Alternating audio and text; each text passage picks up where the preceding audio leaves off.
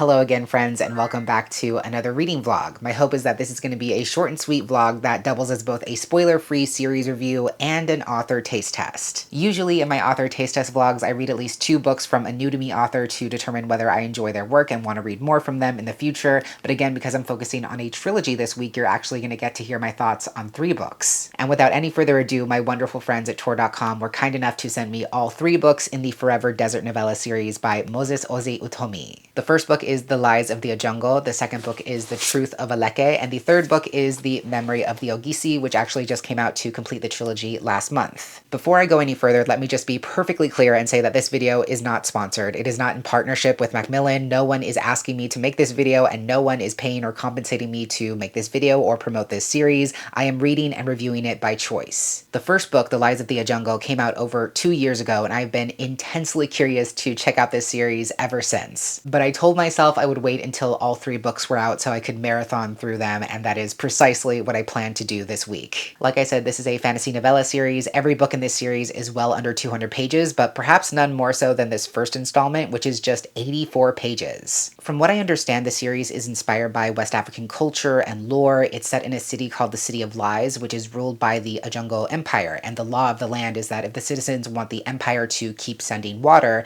then every 13-year-old has to cut out their tongue. I believe when the story starts, the main character, Tutu, is going to be turning 13 in just a matter of days. But the problem is that his mom desperately needs water, and she can't afford to wait those few days. So he decides to journey into the desert and somehow bring back water not only for his family, but for the entire city. So many of my friends and fellow book reviewers have really enjoyed this series, so I can't wait to finally dive in and see what it's all about. Also, because I've intentionally avoided looking up information about the sequels, I'm also really curious to see how each novella ties together, whether it's a linear narrative trajectory or whether each installment follows a different character or a different story set in this same desert fantasy world. I honestly have no idea what to expect, but I definitely have high hopes. That's pretty much it for this intro. I just wanted to let y'all know the plan and set the stage. I'm hopeful that I can finish The Lies of the Ajungo between now and tomorrow morning because, like I said, it's less than 100 pages, but either way, I will let you know for sure in my next update. Hello and happy Tuesday. I did in fact finish The Lies of the Ajungo last night, and honestly, I was so taken aback that I almost can't find the words. But we're gonna find them, don't worry. This 84-page story fucked me the fuck up. It fucked me up so good. I literally lost sleep over how good this novella is. I made the mistake, or great choice depending on how you look at it, to finish this book right before bed, and it was so good that it gave me an adrenaline surge. I was hankering to tear a man limb from limb with my bare hands. That is how powerful and very awake I felt. But enough with the silliness, let's talk about the story itself, which, dare I say, is pretty damn perfect. I don't even know where to begin, so I'm just gonna start somewhere, but I think a big part of why this story is so successful is because it falls somewhere between a fable and a fantasy. It feels very classic. It reads almost like a myth or a parable of sorts. So because that's where the story lands both stylistically and structurally, it's able to really leverage the short amount of space that it has. It's able to build out a lot of character work and thematic work by using very broad but also very intentional strokes. Thematically, this story was everything I was hoping it would be, and also so much more. It's such a powerful reflection on the connection between storytelling and belief, how the things we believe about ourselves and about the world are essentially stories that we tell ourselves over and over again, and how those stories eventually become belief, which is what makes the world real to us in so many ways. Our beliefs make up the parameters of our world, and while there are things that are objectively true about the world and the way it works, even though there are factual realities of the world,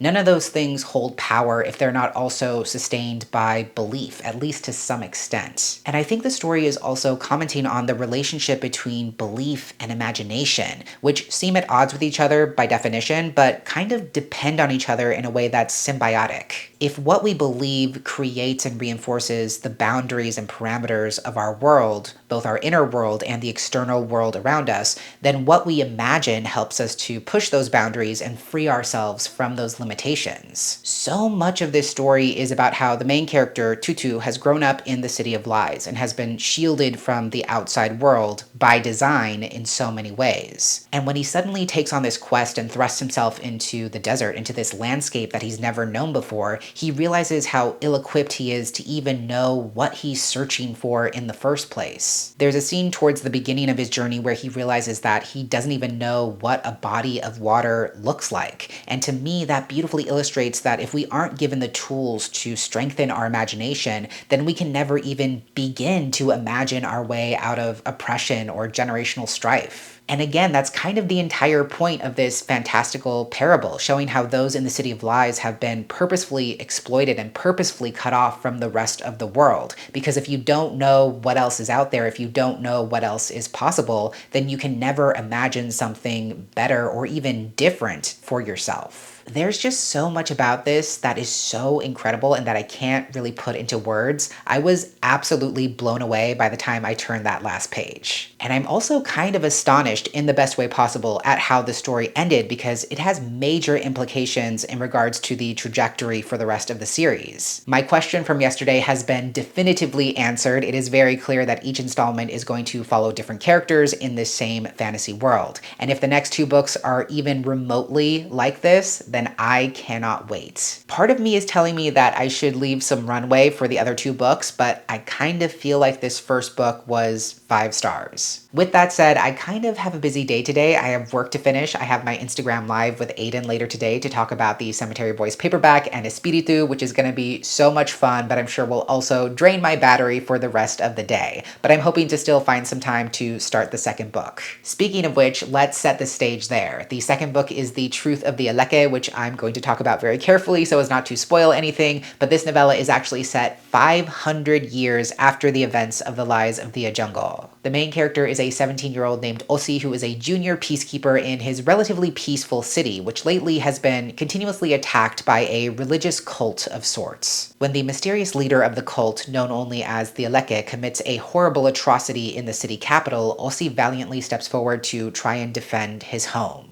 I genuinely have no idea how this story is going to extrapolate the long-term consequences of what happened in the first book, but I cannot wait to find out. Wish me luck. Okay, we're back. It is now Wednesday, a little bit later in the day than I usually update, but after finishing part 1 yesterday and part 2 today, I did in fact finish The Truth of the Aleke, so let's talk through it. I'll just start by saying that I don't think this second installment is quite as strong as the first book, but again, considering how absolutely masterful and earth-shattering the first story was, I don't think that's actually saying much, and I don't think that really takes away from what this second book is able to accomplish. It's just not quite at that same level, but in total fairness, it's also trying to do something completely different. Reading this second book almost makes me appreciate the first book even more, because now I'm understanding how epic the scope of this series is, and I'm beginning to grasp how absolutely foundational that first installment was in setting the stage for the rest of the series. I honestly don't know how this author is consistently able to pack so much in such a short amount of space and give the reader so much to consider in just about 100 pages. And even though I would say this second book feels more obviously like a stepping stone to the series' endgame rather than something that stands on its own or speaks for itself like the first book,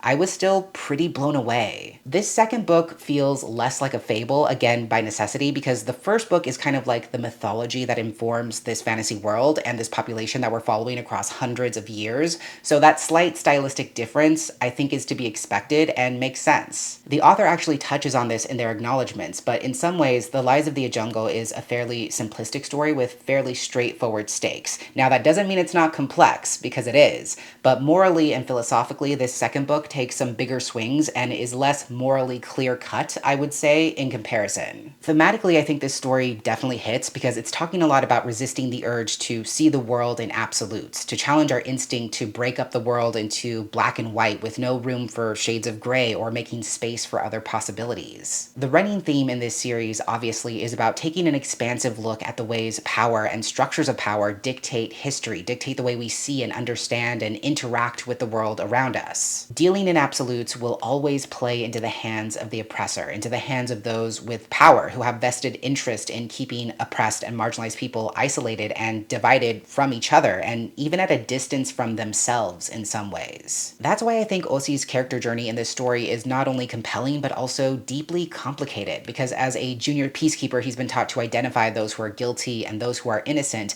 and his power to wield what he believes believes is justice doesn't allow him to see any overlap between the two. But the story is really pushing him up against those boundaries and forcing him to realize that those categories are not as absolute or as inflexible as he was taught to believe. So I really appreciate that conversation in this story, and I also respect how the second book continues to build out the world of this fantasy setting, not only by introducing some new elements of magic, but also showing how the events of the first book have come to be interpreted centuries after the fact, and how culturally people sort of pick apart pieces of that story to reinforce their own narratives and their own agendas. It's fascinating to see how this series explores the veil-thin barrier separating lies and truth, and how those concepts are more interchangeable than we like to think, especially when our ability to identify truth is colored by the biases of what we believe. And that kind of ties into what I was talking about yesterday in the sense of how truth is not necessarily synonymous with what is correct or what is right. If enough people believe a thing, if enough people give power and credence and weight to an idea,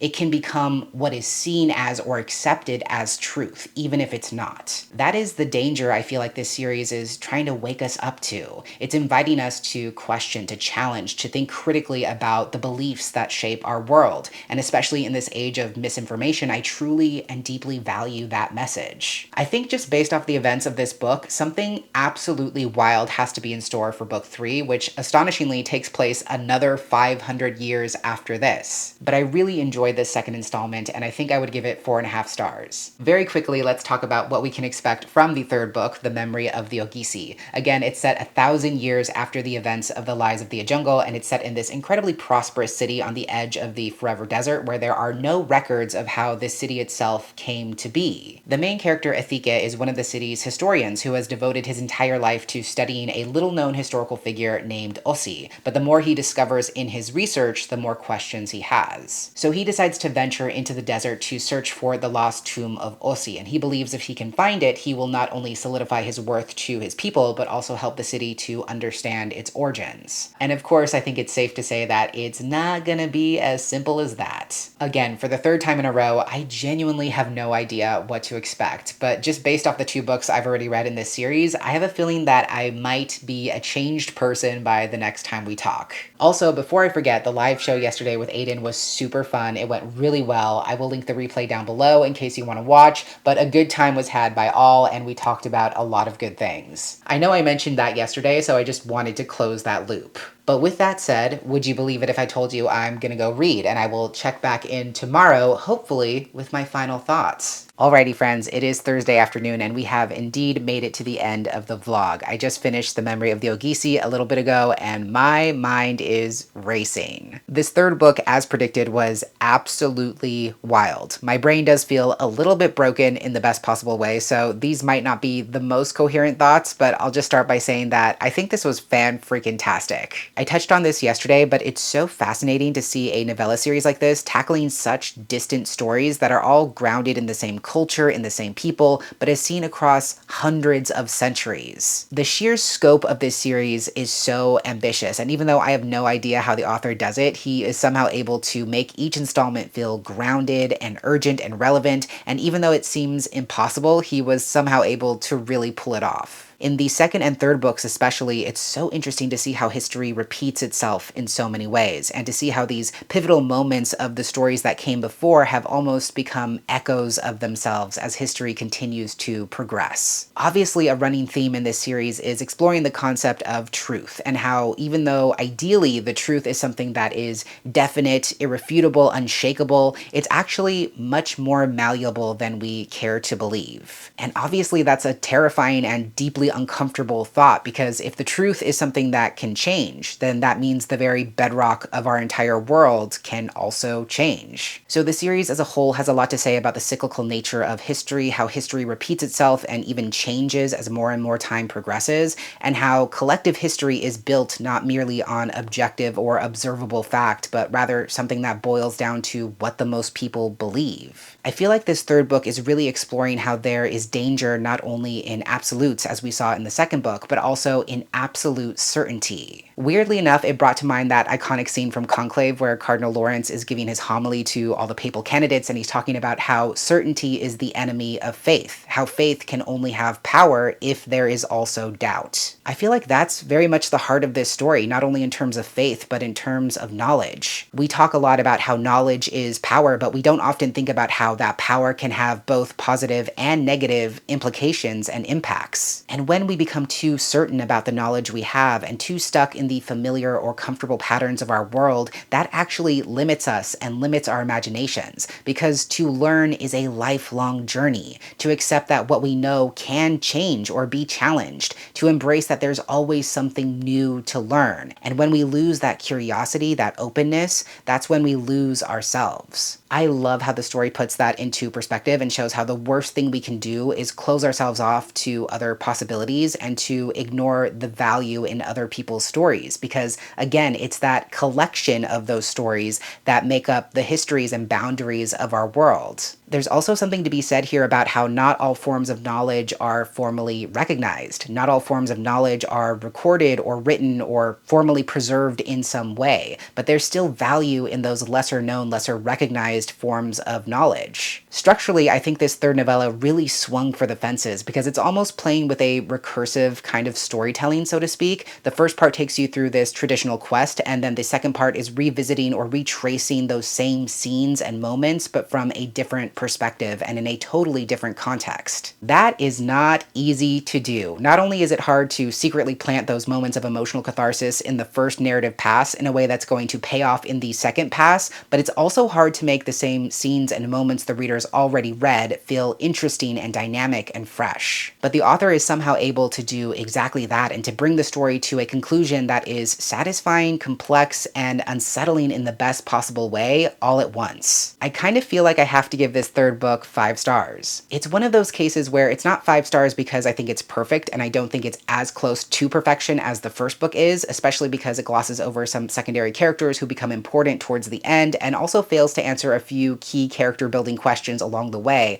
But I still think it's incredibly successful, it's incredibly ambitious, and it's absolutely worthy of 5 stars. So there you have it. Those are my thoughts on the Forever Desert novella series by Moses Ose Utomi. I think it's safe to say this was a very successful author taste test. I would happily read so much more from this author in the future, and I definitely found a new favorite series that I would highly recommend. Of course, I would love to hear from you if you've read this series yourself, or if you plan to, come talk about it with me down below in the comments and let me know all your thoughts. But that is everything for this vlog. Thank you so much for watching. I hope you enjoyed, and I will catch you next time. Bye!